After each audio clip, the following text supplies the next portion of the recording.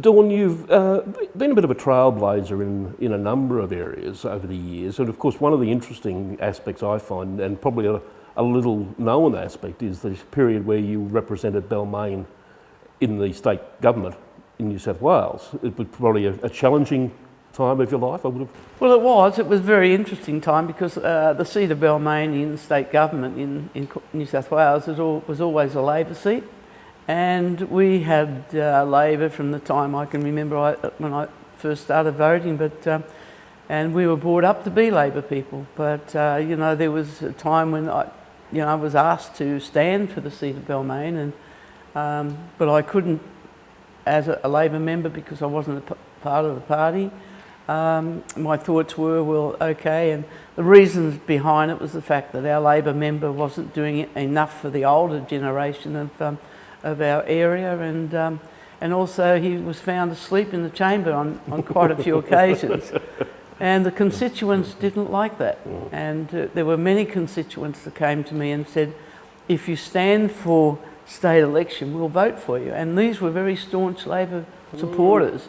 Dawn, in fact, that period as an independent in state parliament would have provided you with some challenges and perhaps even some opportunities which don't come to the party politicians. Yeah, being independent was, we virtually had the balance of power in state government, and the government was there always coming with flowers in the hand to try and get our votes. But no, it was a very interesting time. I had to learn very quickly in the 3.5 years that I was there, but I got a few things up and changed. I got Beach Watch, which looked after the environment, the Clean Water Act, and Freedom of Information, which was a big challenge for me, and I got those issues through. But the change of government was a big insult to me because where I loved jet skiing on the Sydney Harbour, the Premier Bob Carr changed that and said no jet skis allowed on the harbour anymore. So it really cut my nose off to spite my face because I love jet skiing. And, well, I know that you love jet skiing on the Noosa River.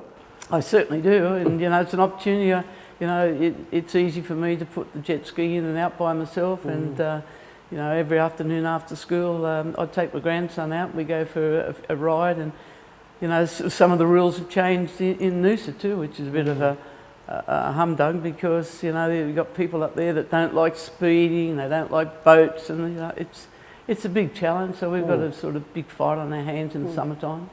Well, I again know that you don't miss an opportunity. At a function that both of us were at a little while ago when Bob Abbott was there, I did hear you make a few comments to our mayor about the issues relating to jet skis. Yeah, well, I'm not forward in coming backwards, and if there's an issue, I do like to ask the question to the right people and try and get the answers, because not only myself do I ride the jet ski, but there's quite a few jet skiers on the Noosa River. But the good that we do too is that there's about half a dozen of us that look after camp quality children, and we take them out twice or 3 times a year, and we give these kids that are dying with cancer the opportunity of getting onto a jet ski, and we take them down to the mouth, and if they're secure and they want to jump a few waves, well, we do that. If we don't, we just give them for a ride up and down the river.